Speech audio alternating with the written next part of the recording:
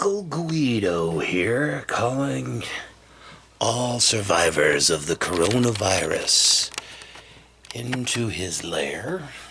Actually, we're in my office here. Doing some self-recording things here, trying to play with the camera while I talk to y'alls.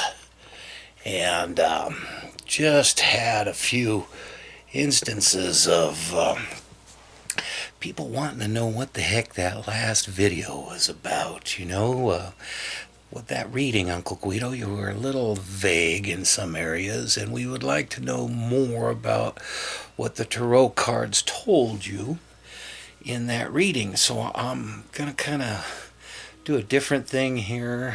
It's Saturday morning. Everybody's all holed up and staying healthy and hopefully not delving into the fear, and everybody's got enough TP, I hope, or some sort of way to get all tidy down there. Anyways, I'm gonna move the camera here as we talk, and we're gonna look down at the spread that I laid out for you guys all. Okay, and so what I did last week when we looked at this, I did it in the Voyager Tarot, and that's a deck by my friend who I studied under named James Wanless. And as you can see here, there is what we call a Celtic cross. And this looks at aspects of your now and what's crossing your path, what supports you, what's behind you in the past, your higher self, the future. And then this kind of sums things up. This is your environmental influences, this is your hopes and fears, and that's the outcome up there. Now, Uncle Guido likes to get a little more information, so what I put here is what you're least aware of, what you're totally unaware of in this situation. So I pull this card, and this is called the Inventor, the Man of Worlds. I pulled this card off the bottom of the deck, so that goes right there next to the supporting bottom line. Then I also want to know, how do I get things tied together between the present, past, future, and the outcome of this situation? So I throw another card here. And we got the High Priestess there, if you can see that. I'll zoom in on that a little better. Anyway, that's the High Priestess according to James Wanless. And this correlates over here with this card right here, the High Priestess from the Rider-Waite Tarot deck. So what I've done here, and we'll get to this a little later, I'm just kind of playing with my zoom factory here. It's just so fun. I'm zooming around my little table here. This is the same spread, only in the Rider-Waite deck for those of you who are more traditional. And we're looking at the old medieval depictions of the tarot versus the more modern day collage effect of actual symbols, archetypes and whatnot that bring us more into the 21st century here. And what I want to reinforce in this reading is that the outcome of this predicament is what is called the sun. And that I find is a very interesting outcome. Now, when we look over here, there's the old Rider-Waite depiction of the sun. Okay, so there's my mentor and main teacher, Kuan Yin. And let's just kind of start at the beginning here and see where we're at. So what we found in this reading, this card right here, we begin with, this is what we're represented by. And it's called by Jim the Achiever. And it's the Knight of Pentacles in other decks and the Rider-Waite. And it represents this whole work thing and being out there in the world and making your mark. And as you can see, we've got some little corporate cronies back there while everybody's busy accumulating their Rolls Royces and having fun and, trying to make their mark in society, being number one. And that's pretty much where we are trained to be in this society. You know, it's like, who are you? Oh, I'm my job, or that's generally how we define ourselves, which is kind of sad. You know, even some people who do art for a living, you know, end up defining themselves in that way. And I think what a part of this is about is learning to expand our definitions, learning to reborn ourselves, to become as little children once again and in the moment of the now. And if this pandemic of Corona-19 is doing anything, it's teaching us how to not go totally crazy while figuring out ways to occupy our time. Good luck with that, huh? Anyway, let's come back to this Man of Worlds. Okay, so there's a lot of karma involved with what we do to get ahead in the world and how we make our way. And we're not alone. And I think we've been approaching the world as Americans as we're the number one. We're the good guy. We're truth, justice, and American way. And yeah, at one point coming out of World War II, I do believe that's us. But as you know, things got divvied up and more control came along in this world, these little corporate buddies kind of got in there and decided they were going to show us how we should really participate in their game. They designed the game. They educated us to accept the game.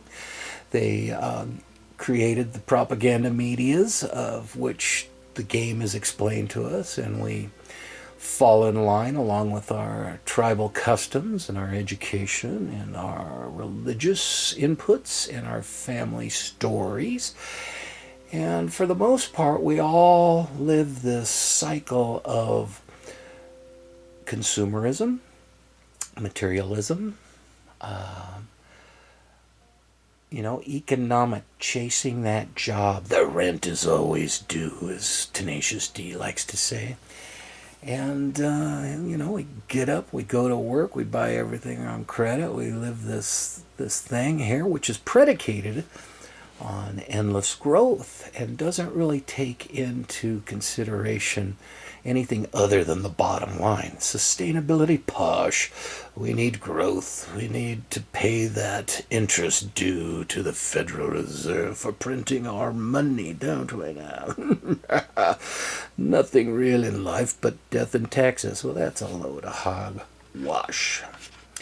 And so, what this next thing that happens in a tarot reading is that we are going to see what is crossing our path. And some reason this is called the Nine of Crystals. To me, in this depiction, it looks like a bunch of kazurai. And so I always say X marks the spot. What are you going to focus on? What's going to hold your attention? What's got your mind?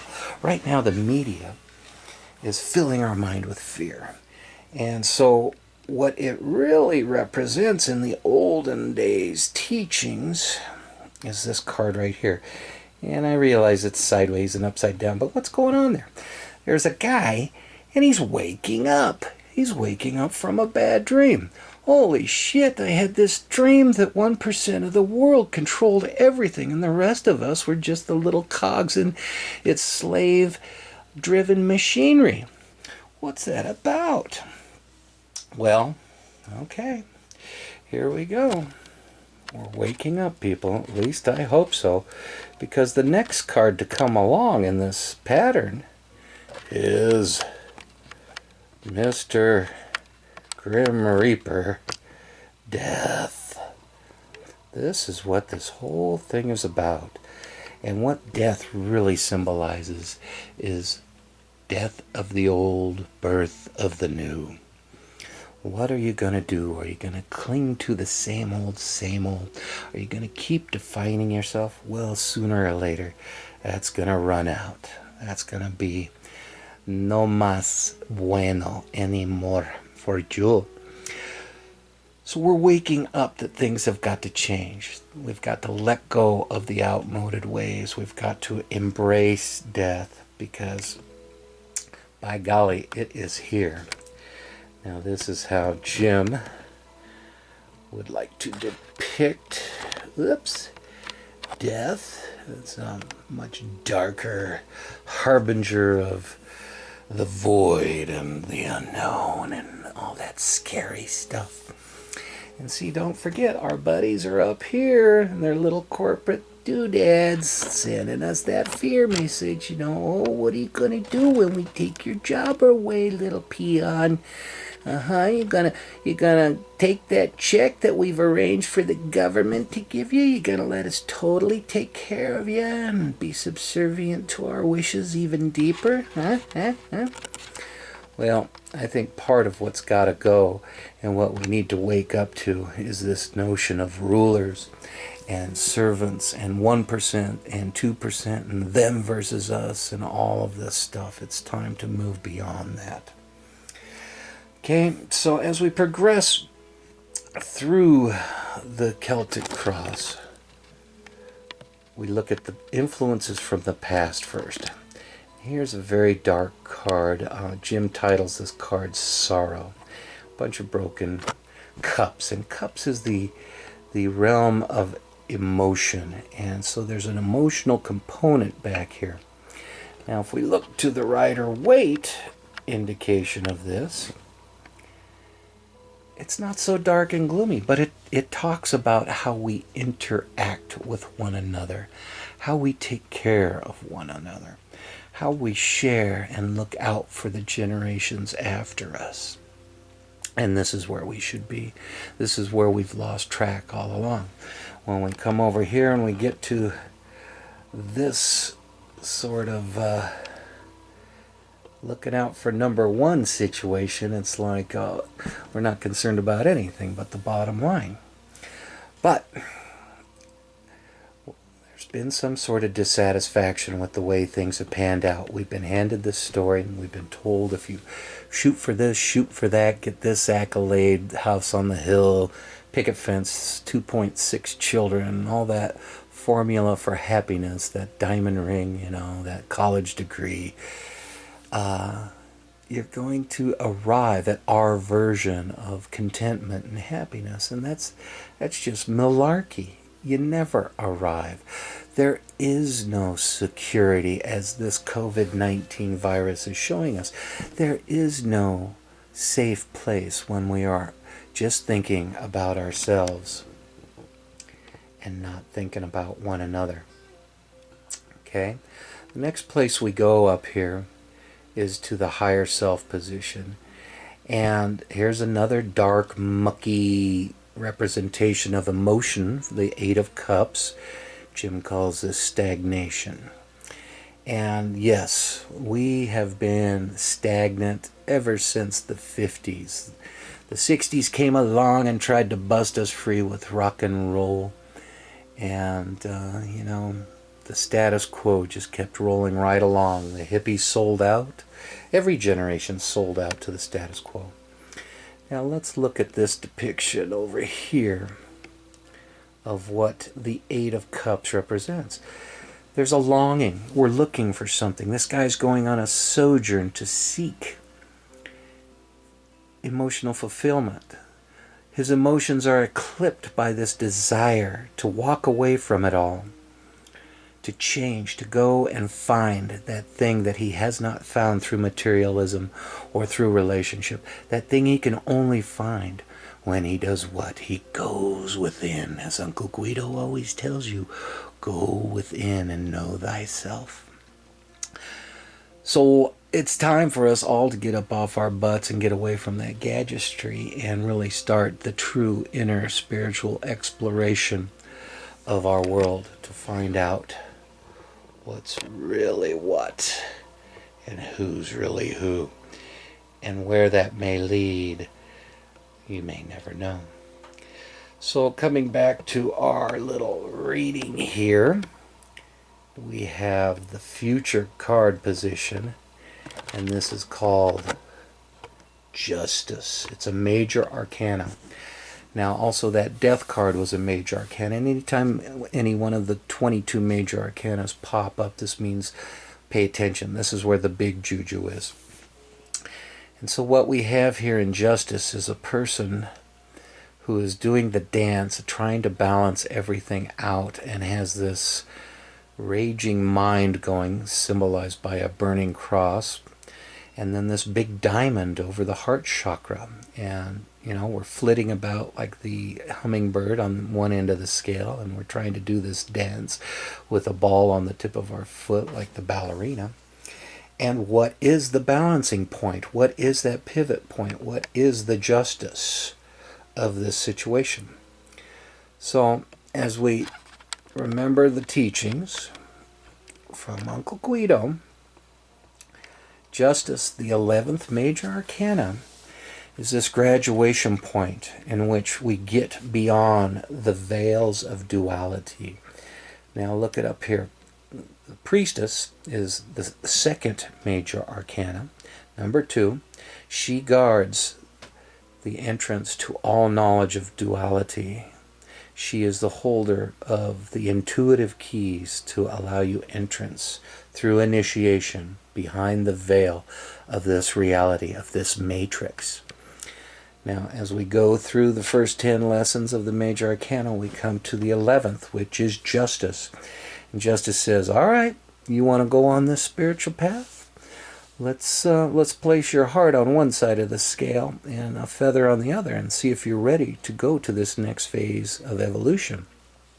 If you're ready for your own Christ consciousness to come forth and evolve. Let's see where you're at.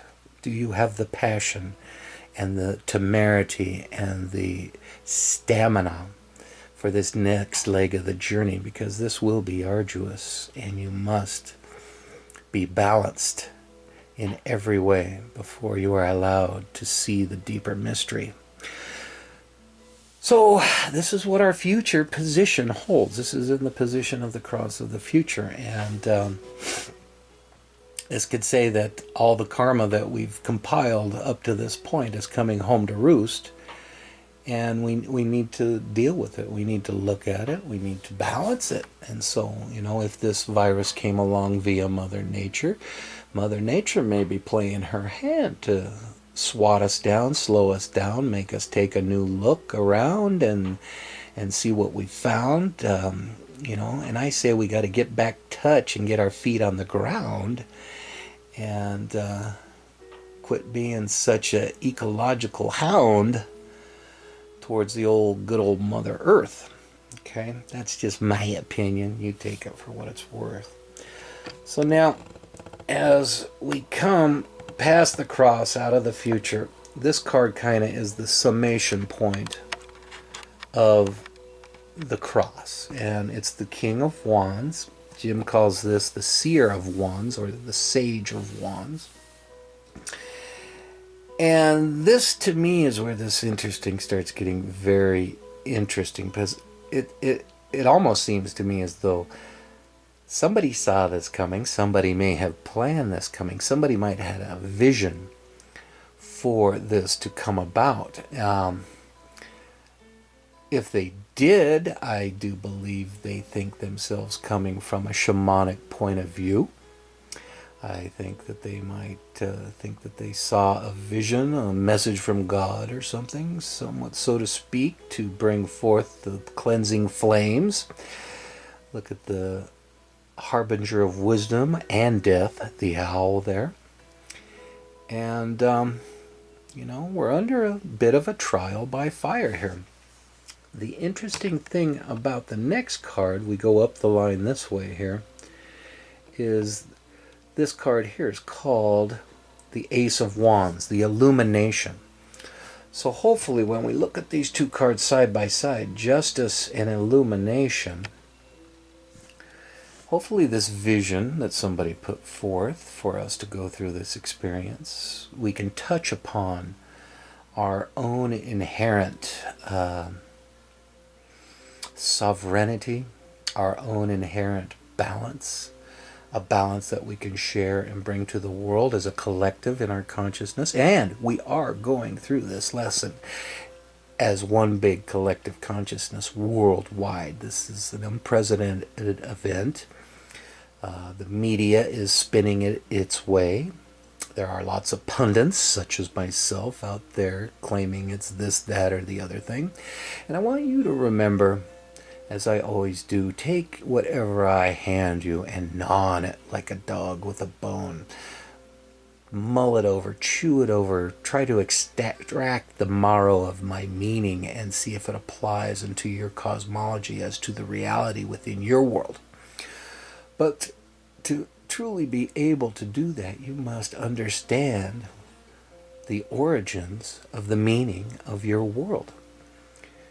Are you a media type person that follows one brand of truth via Fox or CNN? Are you an investigator? Do you get your cues from nature? There's many, many ways. And so this illumination is going to take place individualistically, and each one of us has to balance our karma and be ready. Both these cards here are spiritual cards, and that King of Wands was too. And let me show you over here in this representation of these cards. There's the King of Wands, and then we come up here to Justice and see. And what I like about the aces in the old deck is it's the hand of God handing you a new idea, a new philosophy, a new herb that can cure, a new vaccine if you want to get back into man's world and follow their prescriptions, which I never do. That's just me. See, so there's really, if we get through this okay without totally going into chaos and revolution and societal degradation and fear and panic and all those things that come along, a truly valuable opportunity here for us to become more than we are. Let's go back over here to gems. So as we come out of Justice and Illumination, the next card on the search up is where we stand. This is in the position of our hopes and fears, and Jim calls this card the Seven of Cups, fear. Now looky over here to the old teachings right here. Here's this guy, and he's looking at all of the things that he's collected emotionally. He's looking at his treasures, his accolades, his demons, his possessions, his conquests, his poisons, his addictions. And he's wondering, what the hell's going on here, Uncle Guido? I've done all these things. I've followed all the formulas. I've tried to do the best I can, or maybe the worst I can. I just don't give a fuck. But whatever, you know, I'm still sitting here going, there's got to be something more. Well, look at that little guy in the center cup there, glowing underneath the blanket. What the hell's going on there? That is you coming to your own Christ consciousness. And this is what we call the illumination. It goes right back hand in hand with these other cards of illumination and justice, because justice bars the way to your Christ consciousness until you've brought that internal balance into being. Now we come over here and look at fear a little bit. And this looks very dark and gloomy, and so deep inside of ourselves it gets messy, and we have all sorts of little things. Will I make it through this virus? Will my retirement fund survive? Will the world be the same? Will we still have money? Will the government protect me? Will they come and get me? See, so all of these things are being whapped upside the head right and left by every media outlet that you can find, you know. And thank God for the internet and YouTube and all this, because we can really peruse a much wider variety of information and see what resonates deep inside within us all and go from there. Okay, so the final card out of all of this mess and hoopla that we're getting into here is the Sun. Right, Paul? Right, Guido, I'd like to say Paul of Tarsus here, and I concur wholeheartedly upon what you've elucidated towards our ultimate illumination. Anyway, Uncle Guido's back here looking at the sun, and this is Jim Wanless's representation of this very card right here. See, and Buddha's on the phone saying, "Yeah, let's dial up some more sun here, Uncle Guidster." The sun represents coming through and destiny, and as Jesus said, "Ye must become as little children to enter the kingdom." And believe it or not, if we can get off our stagnant little butts here, let's go back over here. If we can get out of the muck that we find ourselves in by following man's world into the muck, we can emerge in a much more equitable, balanced, happy, energetic, sustainable, renewable, prosperous place for each and every last one of us. Now, this is what we all desire. We want to see the end of war, don't we? Come on. Yeah. We want to see all the nations of the world getting along. We want to see our planet nice and tidy-whitey and looking all groovy, and gardens and good food and hot chicks and, you know, all those little things. We want to see that.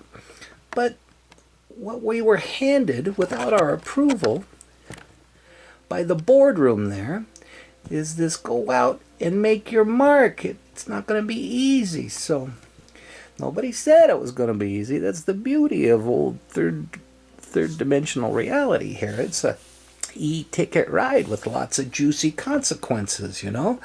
Old death is constantly staring you in the face, right? Okay. So we got karmic balancing, illumination, going through our fears, and arriving in the light of the day to a much better way. What can I say but ole? Anyway, so this card right here is not a typical position in the Celtic cross spread. It's what I call the connector, and it connects this line right here from your hopes and fears over to where you're at right now. See, and we get the priestess here. So the priestess is not going to tell us any concrete information. She's going to say, go within, Guido. Go within. What are your intuitions telling you? What is the universe sending you, you know, beeping through those little dolphins and things like that? See, so over here we come, and there's the high priestess. Go within, people. This is for reals. You've got choices to make between the black and white. Can you define a new paradigm and let go of your old reality? What's it gonna be, my little Guido? What's it gonna be? So this little connector card, it kind of just brings energy up between the sun and connects it to what your awakening's happening, what it's sitting on. And then I've got this card down here in this little position. And this is the Man of Swords, the Knight of Swords. Jim Wanless calls this the Inventor. And this kind of goes along this line of energy here to the Seer, Death, and the Inventor. So when I threw that card in this position, so you want to look over here at this one. It's the Knight of Swords. And it's about new information, but when we put the word inventor on there, the inventor of death, are you kidding me? Is that for real? Did somebody make this up? Oh, look at here. Here is the Bodhisattva. Bodhisattva, go lay down, my buddy. Go on. Daddy's doing, Uncle Guido's doing a thingy here, so lay down, pumpkin. Okay. Anyway, that's my boy, huh? Anyway, so we're back here with the inventor. Come up here. Get up here. Come on. Get up here and lay down. Come on. Oh, come on, you big sleepyhead. Get up. Sorry, guys. Come on. That's my boy. Okay. Uncle Guido's back in the saddle again. He's got his bodhisattva right next to him, helping him with this reading. Did they invent this death? And I wanted to know more, so I threw an extra card here. And my battery level's low. Why is that? Hold on.